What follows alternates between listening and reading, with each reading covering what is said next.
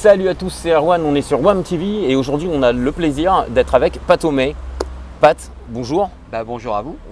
Bonjour. Merci de prendre le temps de nous recevoir. C'est un plaisir. On est là pour parler du dernier CD, même double CD sorti donc le 21 septembre dernier, qui s'intitule One Night in Braceland, qui est un double live, donc du coup 23 titres. Saisi, si je ne dis pas de bêtises, le 7 octobre 2017. Eh ben, tu ne dis aucune bêtise, et c'était à Trégueux, en Bretagne, à côté de Saint-Brieuc.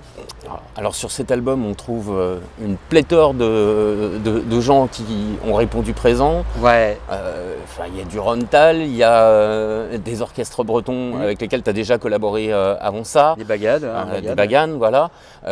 Comment tu réussis à mettre tout ce monde-là en même temps sur une même scène? Parce que j'imagine que c'est pas évident. Hein.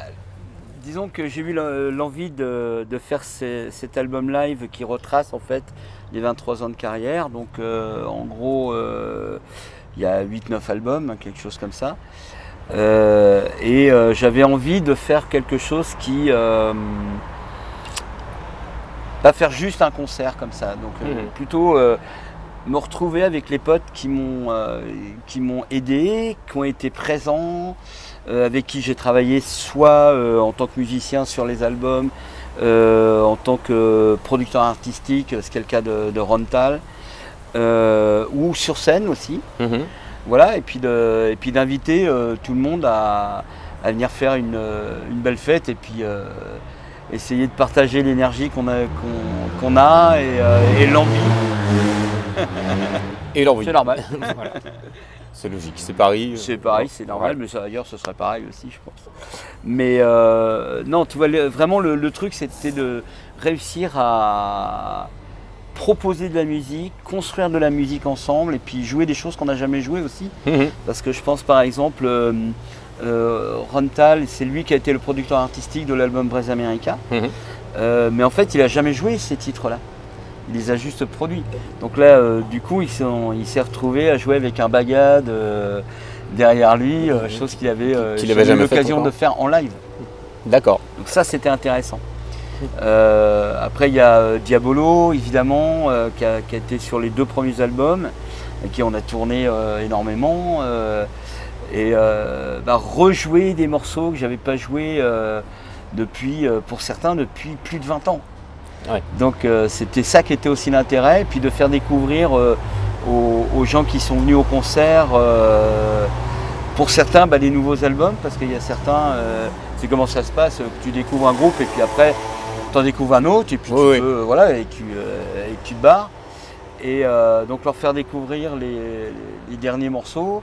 Et puis l'inverse évidemment, des gens qui sont venus vers nous ces dernières années mais qui ne connaissent pas les premiers albums. Donc c'était vraiment l'occasion de faire ce truc à 180 degrés. Et puis c'est vraiment un plaisir de partager, de partager le voyage avec les gens. Alors toi justement, comment est-ce que tu sais quel morceau choisir parmi 23 ans de carrière? Et au-delà de cette sélection de morceaux, comment est-ce que tu sais qui va intervenir sur quel morceau? Comment ça se passe justement? Ouais, qui va intervenir sur quel morceau, ça c'est super facile parce que les 3/4 du temps, ils ont joué sur ces morceaux-là. Donc ça, il n'y a pas de problème. Ou étaient présents lors de leur fabrication. Après, choisir, j'ai fait quelques petits sondages sur Facebook, quel morceau vous aimeriez réentendre, etc. Bon, après, ils ressortent toujours un peu les mêmes, ce qui est normal. Ce qui est tout à fait normal. Et puis des fois, tu vois un morceau, tiens, je me rappelais même pas ce titre-là, ou enfin, tu vois, ça fait très longtemps. Donc ça a été un mélange un peu de morceaux connus, entre guillemets, des gens qui ont la gentillesse de me suivre. Et puis des morceaux un petit peu, moins connus, des faces C. Des faces C de 45 sur la tranche. Ça c'était bien, c'était super éclatant.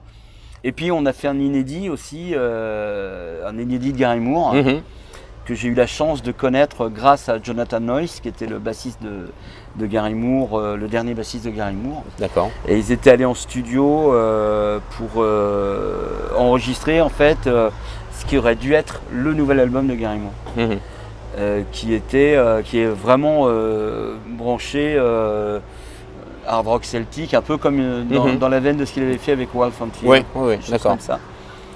Et pour l'anecdote, tu vois, on était en tournée avec Martin Barr, guitariste de Jethro Tull, et donc on jouait à Munich. Et puis à la fin de l'after du concert, il me dit ouais, viens dans la chambre, faut que je te fasse écouter quelque chose. Et puis il m'a fait écouter 3-4 titres de cet album qui ne verra jamais le jour, dont ce morceau Oh Wild One. D'accord. Et c'est comme ça que j'ai entendu pour la première fois ce titre-là.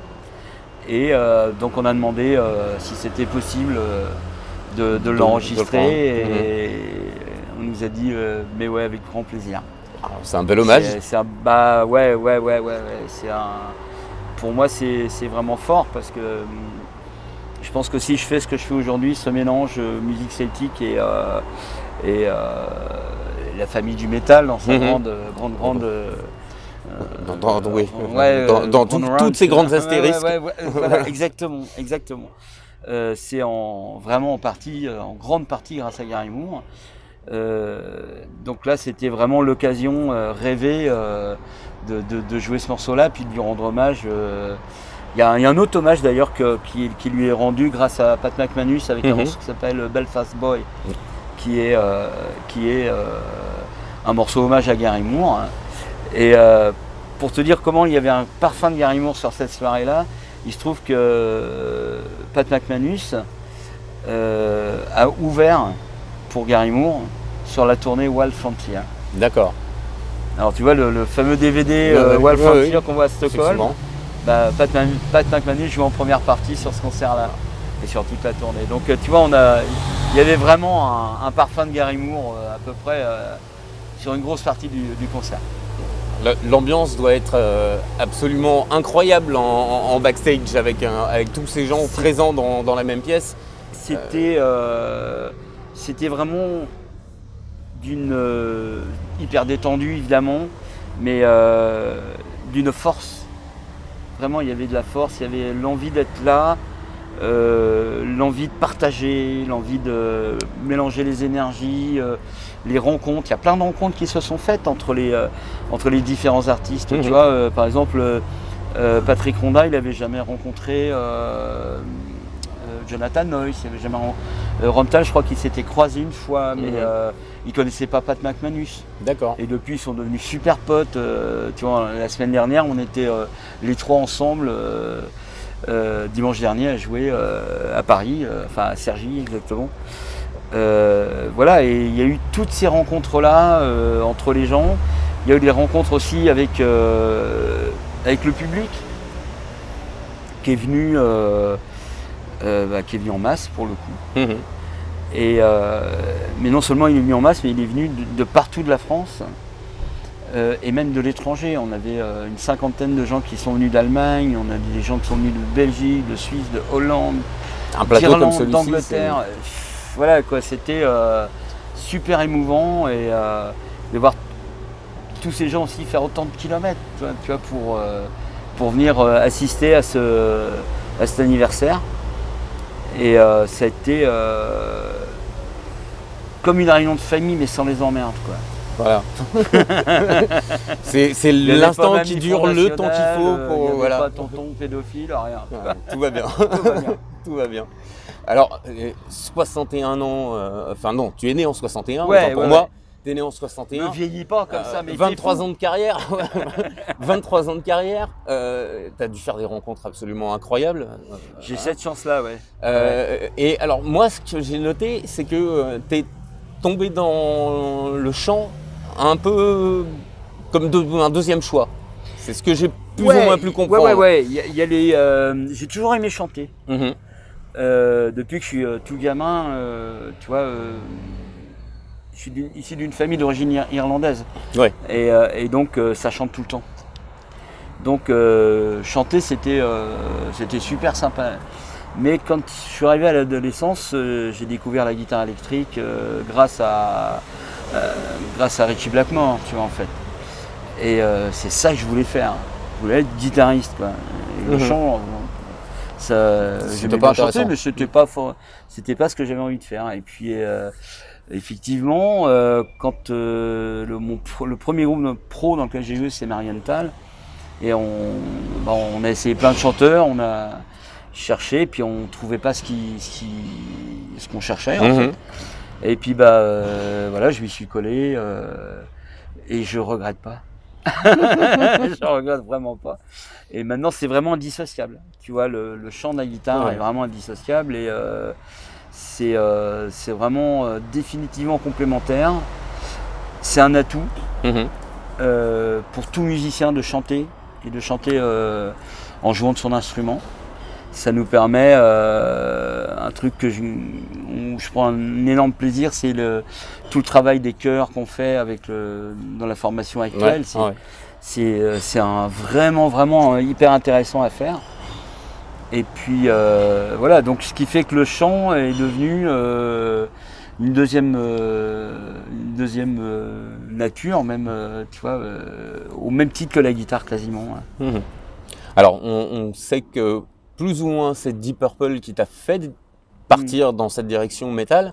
Est-ce que aujourd'hui, dans ce qui se fait actuellement, il y a des groupes qui influencent ton oreille et ton travail? Je pense que le dernier groupe là je vais faire les vieux, quoi, mais je pense que le dernier groupe où j'ai vraiment eu un coup de cœur, parce qu'il apportait quelque chose que je connaissais pas du tout, c'est Rammstein. Donc ça date quand même de quelques années. Hein, oui, tout à fait. Mais après, comme je viens de ce milieu-là à la base, je viens du milieu hard rock,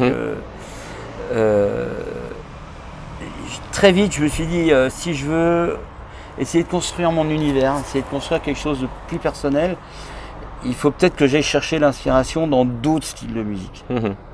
Tu vois, de façon à pas recracher en fait ce que j'ai entendu déjà, et pas faire une espèce de pâle copie de ce que plein de gens font 90 000 fois mieux que moi, quoi. Donc je préfère faire quelque chose 100% pas terrible. Oui, c'est une façon de voir les choses. Non, mais bon. Tu vois ce que je veux dire par là. Je trouve ça plus intéressant en fait d'essayer de trouver son univers, son paysage musical, plutôt que de, en fin de compte, se retrouver un peu à faire le clone de quelque chose qui est déjà tellement top que de toute façon, ce que tu feras sera forcément moins bien, quoi. Mais c'est vrai que toi, tu as eu cette démarche relativement tôt de ne pas te cantonner à ton style musical. Vite, Il y a eu le rock effectivement pendant les années de lycée, mais très rapidement après, tu as versé dans la bossa, le jazz. Ouais, j'ai eu la chance de rencontrer Je suis autodidacte, mais j'ai pris à peu près une petite dizaine de cours dans ma vie. Mais je jouais déjà de la guitare depuis 3 ans et j'avais déjà bouffé tout ce qui était Machine, tout ce qui était In-Rock, tout ce qui était Van Halen, les Malmsteen. Enfin, je commençais à bouffer tout ça. Et avec plus ou moins de bonheur. Mais je me suis retrouvé avec ce prof de guitare qui s'appelle Patrick Duplan. Ça s'invente pas, un prof de guitare. Et donc tu dis qu'il t'a fait gagner 10 ans. Il m'a fait gagner 10 ans, ce mec. Parce qu'il m'a fait écouter et jouer de la bossa, du blues, du jazz, du classique, etc. En fait, il a très vite compris que au niveau technique, c'était pas le souci, quoi, que j'étais quelqu'un qui allait de toute façon bosser, etc. Mais il s'est retrouvé confronté à un ado qui a un univers musical qui est comme ça, parce que tu vois, qui est complètement quasiment borné sur un comme truc, quasiment quoi. Tout adolescent. Ce qui est peut-être plus à l'époque où moi j'étais ado que maintenant. Je trouve que maintenant les jeunes écoutent vachement plus facilement des choses radicalement différentes. L'accès à la musique a aussi beaucoup changé. C'est vachement plus simple. C'est vachement plus simple. Donc tu vois, il m'a fait partir vers ça, et puis du coup ça m'a vraiment intéressé. Je me suis dit, attends, il y a quelque chose à faire là-dedans. Puis après, j'ai cultivé en écoutant plein de choses, en écoutant Lance Stivell, en écoutant John McLaughlin, en écoutant tu vois, des trucs qui venaient d'Inde, d'Arabie, de celtique évidemment, mais ça, le côté celte après, quand on a des origines irlandaises, on l'a un petit peu dans l'ADN, donc à un moment ou à un autre, ça se recrache. Tu vois, j'étais fan de Rory Gallagher à une époque, et lui, même son blues rock, tu sens les influences irlandaises dedans. Hein, donc, voilà. C'est sûr. Alors du coup, on te trouve avec sur la bio, on dit que tu fais du rock metal avec une tendance world music. C'est un bordel à définir. C'est un bordel à définir. Ouais, t'as fait le cauchemar de toutes les Fnac pendant 20 ans quand ils avaient encore des rayons avec des vraies étiquettes, quoi. Maintenant, ils ont tout foutu dans la variété internationale. Oui, c'est ça. Bah là, on doit se retrouver à peu près là-dedans maintenant. Voilà. Mais effectivement, c'est le mec qui veut écouter que du métal, c'est pas que métal. Le mec qui veut écouter que du celtique, c'est pas que celtique. Donc c'est vrai que c'est un mélange de rock prog, de métal, de famille du métal, hein, comme je dis toujours. De folk. Enfin, il y a plein d'influences. Ce qui finit bizarrement par peut-être faire un style ou une patte quelconque, sans vilain jeu de mots. Mais c'est l'univers que je développe, donc voilà. Mais c'est vrai que c'est un peu le cauchemar pour les disquaires. Ouais. Enfin, pour le disquaire. Pour le disquaire, il n'y en a plus qu'un maintenant, voilà, c'est ça. Du coup, il y a ces 23 ans de carrière, il y a déjà énormément de collaborations. Si tu avais l'opportunité de collaborer demain avec quelqu'un avec qui tu n'as encore jamais travaillé, le premier nom qui te vient, ce serait qui? Tout de suite, là, comme ça, avec tout l'amour que j'ai pour John Elfin, notre batteur, Marco Mineman. Un batteur énorme. Je trouve que c'est quelqu'un qui bouge les standards. Et ça, c'est génial.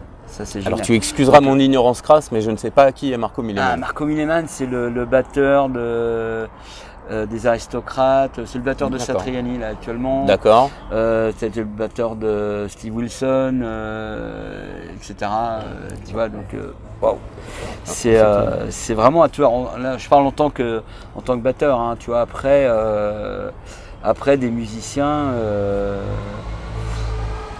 compositeurs, il y en a pléthore, quoi. Il y en a pléthore. Ce serait difficile de dire un nom comme ça. Ce serait difficile, puis ça pourrait paraître prétentieux, c'est ça qui est chiant, quoi. Mais on va quand je cite Marco Mineman, c'est pareil. Hein, tu ne fais que exposer un rêve, finalement, c'est ça, oui, tout à fait. Non, mais je pense que c'est quelqu'un qui apporterait vraiment quelque chose d'important, quoi. Après, j'ai eu la chance de bosser avec des mecs qui m'ont fait rêver, donc c'est difficile de faire la comparaison. De faire, ouais, c'est tu vois, même John, le batteur avec qui je travaille maintenant depuis 3 ans, c'est un putain de tueur, quoi. C'est un mec qui est le groupe avec lequel je travaille actuellement. Je suis fan d'eux. C'est vraiment il se construit de la musique. C'est jamais tous les soirs pareil. Il se passe toujours quelque chose, et tout ça dans un cadre bien défini. Mais l'aventure arrive au galop à chaque morceau. Donc ça, c'est chouette. Donc tous les musiciens qui sont dans ce trip-là, c'est forcément du bonheur. C'est pour ça que je parle d'un mec comme Marco Mineman. Mais tu vois, Peter Gabriel, oui. Là, fait partie des gens qui sont fondamentaux. Steve Vai, évidemment. Après, il y a forcément plein de jeunes groupes, plein de jeunes artistes que je connais pas, tu vois, avec qui ce serait super de bosser aussi. De bosser. Même des mecs comme Muse, c'est pas ma musique, si tu veux, mais il y a un putain de truc, quoi, quand même. Oui. Il y a quand même un putain de truc, quoi. Et ça, c'est intéressant. Ce qui m'intéresse, c'est les gens qui ont leur style, qui créent quelque chose, sans être dans la copie, tu vois, plus ou moins bien digéré de ce qui se passait avant. Tu vois, sans être sur le énième mec qui joue comme Hendrix. Ou alors, je trouve pas ça. Je peux être impressionné, tu vois, techniquement, par tout le travail que la personne a dû faire. Le mec qui chante exactement comme Robert Plant, tiens, tu vois, Robert Plant. Wow. Robert Plant, ça c'est vraiment quelqu'un qui est en éveil tout le temps. Et ouais, des gens comme ça m'impressionnent et ouais, là tu te dis ah ouais putain, s'il y avait possibilité de croiser ces gens-là un jour, de faire quelque chose, ce serait ça donnerait peut-être rien d'ailleurs, hein, tu vois, si ça se trouve on peut pas savoir. On peut pas savoir. On peut pas savoir. Écoute, en tout cas, s'il regarde la vidéo, le message est passé. Robert, le message est passé. Alors, du coup, tu tournes actuellement avec ton groupe. Ouais. J'ai vu qu'il y avait quelques dates qui s'enchaînaient. Donc, il y a il y a Rennes d'abord, le 2 novembre. Ouais, c'est au festival Saint-Main. D'accord. Donc, c'est juste à côté de Rennes, en fait. D'accord. Le 3 novembre à Caen, Chambéry au Brunzing, une salle qui est vraiment sympa. Qui est vraiment sympa, tout à fait. Je connais bien cette salle aussi. Et le 17, je vois Crescendo en Guyane. Ouais. C'est la Guyane, c'est génial, on est super contents, on a hâte. On a vraiment hâte d'y être. Et cette date-là, en fait, est venue suite au festival Crescendo qu'il y a à Saint-Palais. Et à la fin du concert, le mec de Crescendo Guyane est venu me demander écoute, ça vous dit de partir en Guyane l'année prochaine? Oui. J'ai dit donne-moi une nanoseconde. Oui.